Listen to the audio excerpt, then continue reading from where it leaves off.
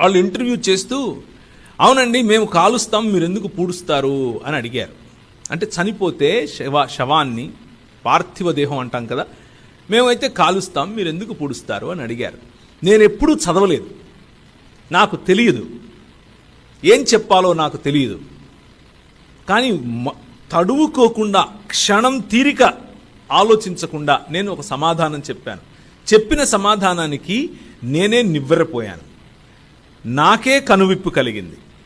అదేమిటి అనంటే, మా దేవుడు మమ్మల్ని మట్టి నుండి చేశాడు, తన స్వరూపమందు తన పోలిక చొప్పున చేశాడు.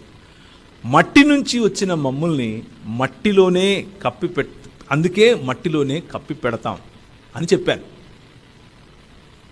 నేను బయటకు వచ్చి ఆలోచించాను, నేను ఎక్కడ చదివాను ఇది, నాకు ఎలా తెలుసు ఇది? నేను కేవలం ప్రభువును తెలుసుకుని తక్కువ సంవత్సరాలు, మహా అయితే 1.5-2 సంవత్సరాలు. నేను ఎలా చెప్పగలిగాను?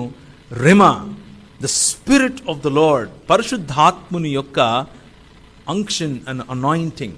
If you want to remain in Christ, క్రీస్తు నందు నిలిచి ఉండాలి అని అంటే, practice the presence of the word of God in your life.